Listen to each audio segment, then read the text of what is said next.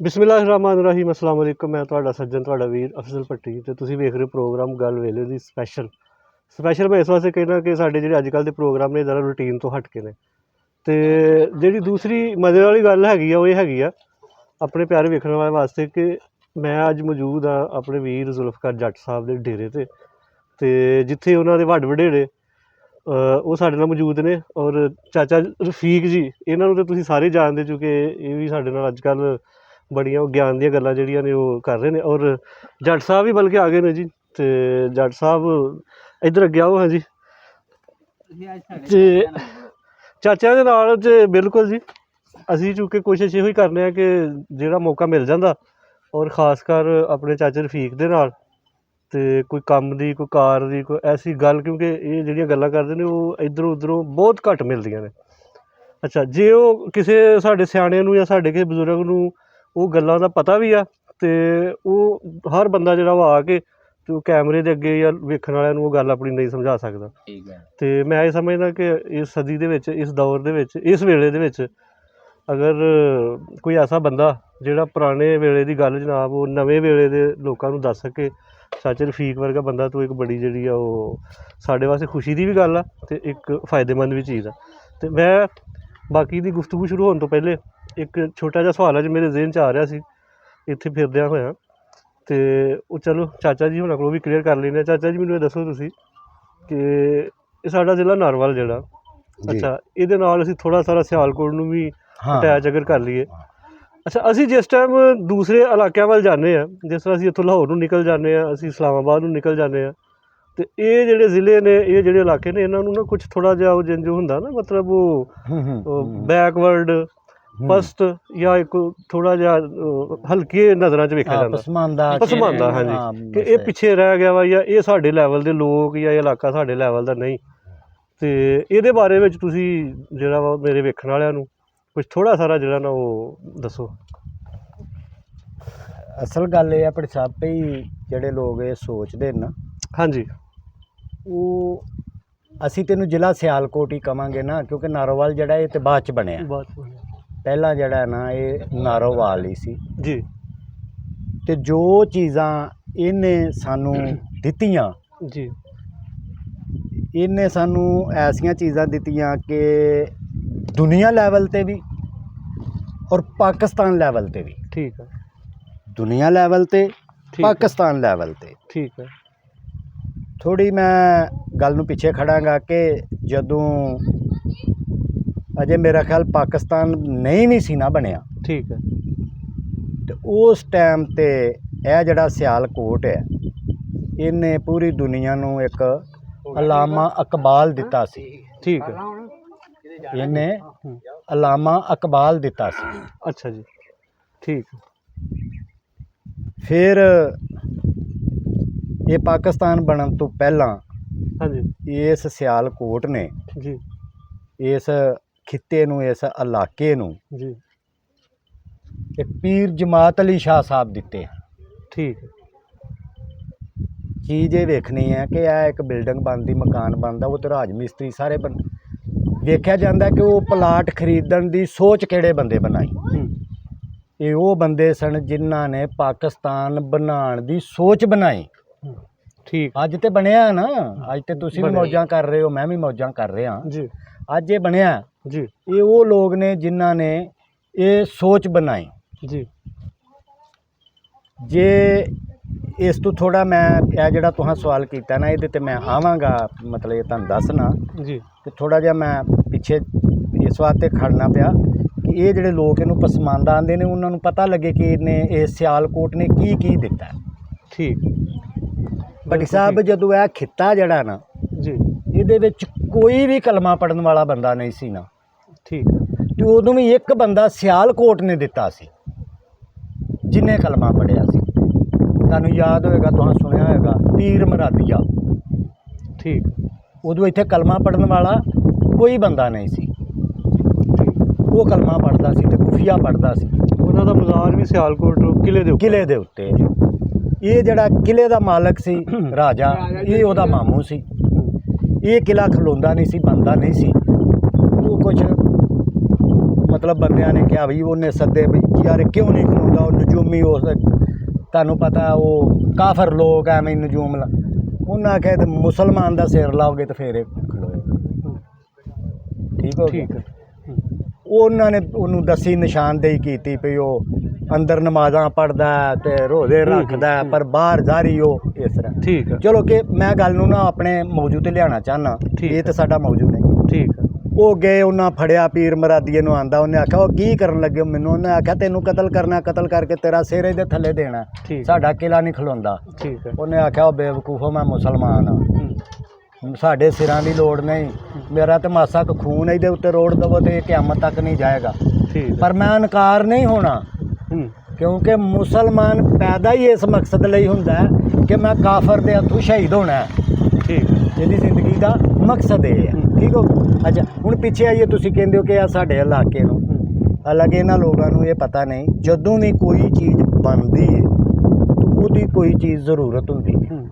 ਜਦੋਂ ਇਹ ਸਾਡੇ ਬਜ਼ੁਰਗਾਂ ਨੇ ਮਿਹਨਤ ਕੀਤੀ, ਸਾਰਾ ਮਾਮਲਾ ਕੀਤਾ, ਇਹ ਪਾਕਿਸਤਾਨ ਸਾਡਾ ਬਣ ਗਿਆ ਤੇ ਭੱਟੀ ਸਾਹਿਬ ਇਹਦੀ ਬੜੀ ਵੱਡੀ ਜ਼ਰੂਰਤ ਸੀ, ਇਹਦੇ ਕੋਲ ਟਾਈਮ ਹੀ ਨਹੀਂ ਸੀ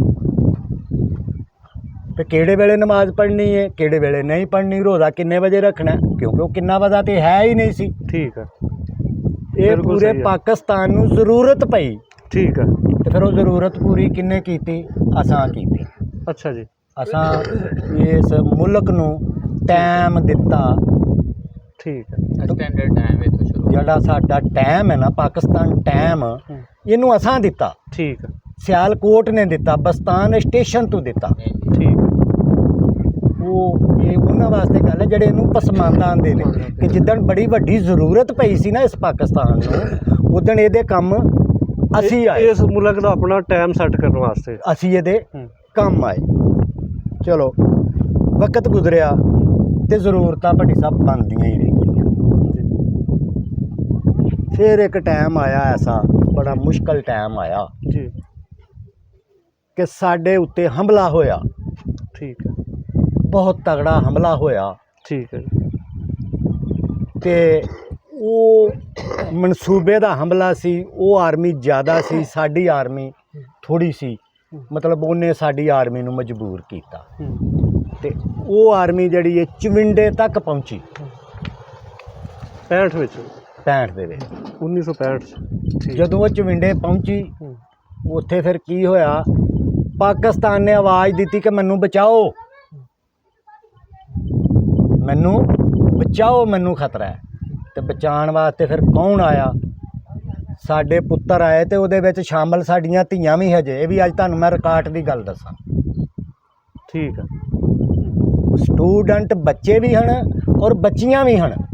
ਠੀਕ। ਉਹਨਾਂ ਆਖਿਆ ਔਰਾਂ ਕਰੋ, ਸਾਡੇ ਪਾਕਿਸਤਾਨ ਨੇ ਸਾਨੂੰ ਆਵਾਜ਼ ਮਾਰੀ ਹੈ, ਸਾਡੇ ਪਾਕਿਸਤਾਨ ਨੇ ਸਾਨੂੰ ਆਵਾਜ਼ ਮਾਰੀ ਹੈ। ਉਹਨਾਂ ਫਿਰ ਭੱਟੀ ਸਾਹਿਬ ਬੰਬ ਲਏ, ਆਪਣੀਆਂ ਛਾਤੀਆਂ ਤੇ ਰੱਖ ਕੇ, ਉਹ ਉਹਨਾਂ ਦੇ ਜਿਹੜੇ ਟੈਂਕ ਨੇ ਉਹ ਇੰਝ ਹੀ ਉੱਡਦੇ ਹਨ ਜਿਵੇਂ ਕਿ ਘੱਟੇ ਦੇ ਵਿੱਚ ਬੰਬ ਚੱਲਦਾ ਤਾਂ ਘੱਟਾ ਤਾਂ ਉੱਡਦਾ। ਉਹ ਹੁਣ ਆਰਮੀ ਜਿਹੜੀ ਸੀ ਉਹ ਹੈਰਾਨ ਪਰੇਸ਼ਾਨ ਹੋ ਗਈ ਕਿ ਕੀ ਮਾਜਰਾ ਬਣ ਗਿਆ, ਅੱਗੇ ਚੀਜ਼ ਵੀ ਕੋਈ ਨਜ਼ਰ ਨਹੀਂ ਆਉਂਦੀ, ਜਿਹੜੀ ਸਾਡੀ ਗੱਡੀ ਜਾਂ ਟੈਂਕ ਕੋਈ ਚੀਜ਼ ਅੱਗੇ ਜਾਂਦੀ ਉਹ ਤਾਂ ਹਵਾ ਦੇ ਵਿੱਚ ਉੱਡ ਜਾਂਦੀ ਹੈ। ਇਹ ਫਿਰ ਸਿਆਲਕੋਟ ਨੇ ਪਾਕਿਸਤਾਨ ਦੀ ਮਦਦ ਕੀਤੀ। ਮੇਰਾ ਗੱਲ ਦਾ ਮੇਰੀ ਦਾ ਇਸ਼ਾਰਾ ਦੂਸਰੇ ਪਾਸੇ ਆ ਕਿ ਜਿਹੜੇ ਲੋਕ ਸਾਨੂੰ ਕਮਜ਼ੋਰ ਸਮਝਦੇ ਨੇ। ਮੈਂ ਤੁਹਾਡੀ ਸਾਰੀ ਗੱਲ ਸਮਝ ਰਿਹਾ ਵਾਂ, ਸਮਝ ਕੇ ਐਂਡ ਤੇ ਆ ਕੇ ਨਾ ਤੇ ਮੈਂ ਜੱਟ ਸਾਹਿਬ ਚਾਚਾ ਜੀ ਦੀ ਸਾਰੀ ਗੱਲ ਨੂੰ ਨਾ 3-4 ਸੈਕਿੰਡ ਦੇ ਵਿੱਚ ਫਿਰ ਮੈਂ ਮੁਕਾਉਣ ਦੀ ਕੋਸ਼ਿਸ਼ ਕਰਾਂਗਾ। ਪਹਿਲੇ ਚਾਚਾ ਜੀ ਸਾਰੀ ਗੱਲ ਸੁਣੀ। ਹਾਂਜੀ। ਅੱਛਾ, ਉਸ ਟਾਈਮ ਵੀ ਅਸੀਂ ਪਾਕਿਸਤਾਨ ਦੇ ਅੱਗੋਂ ਹੁਣ ਕੀ ਰਿਹਾ ਜੇ, ਇਹ ਸਾਨੂੰ ਪਸਮਾਨਦਾ ਕਿਉਂ ਕਹਿੰਦੇ ਨੇ ਕਿ ਜਿਹੜੀ ਵੀ ਆਉਣ ਵਾਲੀ ਆਫਤ ਹੈ ਨਾ ਉਹ ਪਹਿਲਾਂ ਸਾਡੇ ਤੇ ਆਉਂਦੀ ਹੈ। ਫਲੱਡ ਹੋ ਗਿਆ, ਅਗਰ ਕੋਈ ਇਹ ਫਲੱਡ ਦੀ ਕਹਾਣੀ ਬਣਦੀ ਹੈ ਤਾਂ ਪਹਿਲਾਂ ਸਾਨੂੰ ਕਹਿੰਦੇ ਨੇ ਪਿੰਡ ਖਾਲੀ ਕਰੋ, ਪਿੰਡ ਖਾਲੀ ਕਰੋ। ਜਦੋਂ ਅਸੀਂ ਕਰਨੇ ਸ਼ੁਰੂ ਕਰ ਦਿੰਦੇ ਹਾਂ ਨਾ ਉਹ ਅਗਲਿਆਂ ਨੂੰ ਪਤਾ ਲੱਗ ਜਾਂਦਾ ਵੀ ਪਾਣੀ ਆਉਣ ਵਾਲਾ ਜੇ, ਸਾਡੇ ਵੱਲ ਵੇਖ ਕੇ ਵੀ ਉਹ ਖਾਲੀ ਕਰਨ ਡਏ ਜੀ। ਜੇ ਕੋਈ ਦੋਵਾਂ ਮੁਲਕਾਂ ਦੇ ਵਿੱਚ ਕੋਈ ਤਣਾਅ ਬਣਦਾ ਉਹ ਸਾਨੂੰ ਚਲੋ ਵੀ ਪਿੰਡ ਖਾਲੀ ਕਰੋ, ਬਾਰਡਰ ਖਾਲੀ ਕਰੋ। ਤੇ ਦੂਸਰੀ ਤੁਹਾਡੀ ਇਤਲਾਹ ਵਾਸਤੇ, ਜਿੰਨਾ ਬਾਰਡਰ ਸਿਆਲਕੋਟ ਨੂੰ ਲੱਗਦਾ ਨਾ ਇੰਡੀਆ ਦਾ, ਇਹਨਾਂ ਕਿਸੇ ਜ਼ਿਲ੍ਹੇ ਨੂੰ ਨਹੀਂ ਲੱਗਦਾ। ਠੀਕ ਹੈ। ਕਿਉਂਕਿ ਇਹ ਇਧਰੋਂ ਸ਼ੁਰੂ ਹੁੰਦਾ ਤੇ ਉੱਤੋਂ ਹੁੰਦਾ ਇਹ ਨਾਰੰਗ ਮੰਡੀ ਇੱਧਰ ਜਾਂਦਾ ਹੈ। ਠੀਕ ਹੈ ਨਾ। ਇਧਰੋਂ ਇਹ ਬਹੁਤ ਮਤਲਬ ਆਪਣਾ ਹੈਡ ਮਰਾਲਾ ਇਧਰੋਂ ਸਮਝੋ ਤੇ ਇੰਜੇ ਉੱਤੋਂ ਸ਼ਕਰਗੜ੍ਹ ਵੱਲੋਂ ਹੋ ਕੇ ਇਸ ਜ਼ਿਲ੍ਹੇ ਨੂੰ ਬਾਰਡਰ ਬਹੁਤ ਜ਼ਿਆਦਾ ਲੱਗਦਾ ਉਹ ਫਿਰ ਜਦੋਂ ਬਾਰਡਰ ਖਾਲੀ ਕਰਾਉਂਦੇ ਨੇ ਅਸੀਂ ਜੁੱਲੇ ਬਿਸਤਰੇ ਲੱਦੇ ਹੁੰਦੇ ਨੇ ਰੇੜਿਆਂ ਟਾਂਗਿਆਂ ਤੇ ਜਦੋਂ ਅਸੀਂ ਜਾਂਦੇ ਹੁੰਦੇ ਆ ਤੇ ਉਹਨਾਂ ਨੂੰ ਵੀ ਪਤਾ ਲੱਗ ਜਾਂਦਾ ਵੀ ਖਤਰਾ ਹੋ ਗਿਆ। ਉਹ ਸਾਨੂੰ ਨਾ ਬੜੀਆਂ ਮਾਠੀਆਂ ਨਜ਼ਰਾਂ ਨਾਲ ਵੇਖਦੇ ਨੇ। ਇਹ ਵਿਚਾਰੇ ਮਾਜਰ ਆ ਗਏ ਨੇ ਇਹ ਵਿਚਾਰੇ ਮਾਜਰ ਆ ਗਏ। ਉਂਝ ਅਲਹਮਦੁਲਿਲਾ ਹੁਣ ਜਿੱਥੇ ਮੌਜੂਦਾ ਕੰਡੀਸ਼ਨ ਹੈ ਜੀ ਇਸ ਟਾਈਮ ਤੁਹਾਡਾ ਸ਼ਕਰਗੜ੍ਹ ਜਾਂ ਨਾਰੋਵਾਲ ਜਿਹੜਾ ਇਹ ਤਲੀਮ ਦੇ ਵਿੱਚ ਟਾਪ ਤੇ ਹੈ ਜੀ। ਠੀਕ ਇਹ ਉਹਨਾਂ ਲੋਕਾਂ ਦੀ ਗਲਤੀ ਹੈ ਉਹ ਜਿਹੜੇ ਸਾਨੂੰ ਪਸਮਾਨਦਾ ਮਸਜਿਦ ਜਿਹੜਾ ਨਾ ਕਹਿੰਦੇ ਨੇ। ਠੀਕ ਹੈ।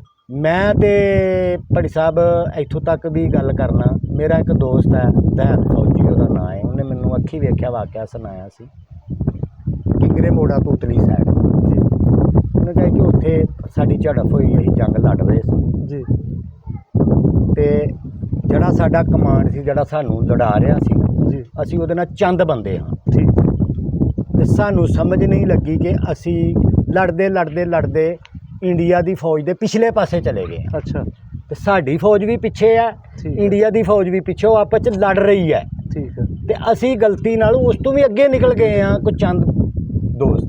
ਠੀਕ ਜਦੋਂ ਨਿਕਲੇ ਹਾਂ ਤੇ ਫਿਰ ਸਾਨੂੰ ਪਤਾ ਲੱਗਾ ਕਿ ਅਸੀਂ ਤਾਂ ਯਾਰ ਬਹੁਤ ਅੱਗੇ ਆ ਗਏ ਹਾਂ। ਉਹ ਸਾਡਾ ਜਿਹੜਾ ਅਫਸਰ ਸੀ ਉਹਨੇ ਆਖਿਆ ਬਈ ਹੁਣ ਨਾ ਕਿਸੇ ਤਰੀਕੇ ਪਿੱਛੇ ਨਿਕਲੀਏ ਨਹੀਂ ਤੇ ਅਸੀਂ ਮਾਰੇ ਜਾਵਾਂਗੇ।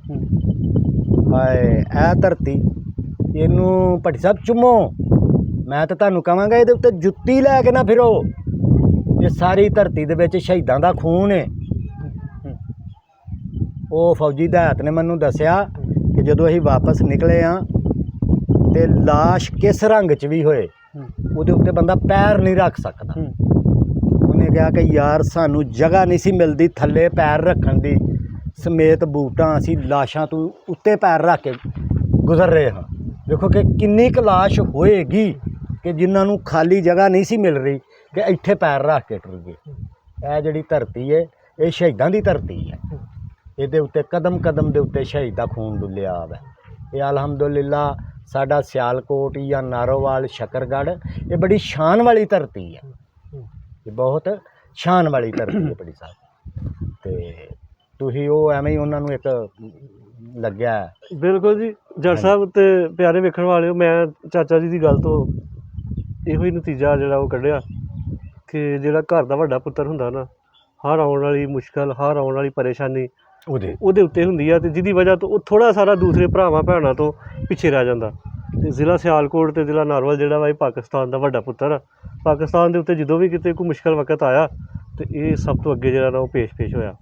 ਤੇ ਸਿਆਲਕੋਟ ਤੇ ਨਾਰੋਵਾਲ ਦੇ ਰਹਿਣ ਵਾਲਿਓ ਇਹਦੇ ਜਿਹੜੇ ਵਾਸੀ ਨੇ ਉਹਨਾਂ ਵਾਸਤੇ ਚਾਚਾ ਜੀ ਨੇ ਬੜੀ ਚੰਗੀ ਗੱਲ ਕੀਤੀ ਹੈ ਕਿ ਤੁਸੀਂ ਭਾਈ ਉਹ ਛੋਟਿਓ ਕਦੀ ਨਾ ਸੋਚੋ ਕਿ ਅਸੀਂ ਜਿਹੜਾ ਉਹ ਇੱਧਰ ਆਓ ਤੇ ਦੁਨੀਆ ਦੇ ਜਿਸ ਕੋਨੇ ਤੇ ਵੀ ਰਹੋ ਹੱਸਦੇ ਰਹੋ ਵਸਦੇ ਰਹੋ। ਬਾਈ ਨਹੀਂ ਇੱਕ ਮਿੰਟ ਯਾਰ ਬੰਦ ਨਾ ਕਰੀ ਵੀਡੀਓ।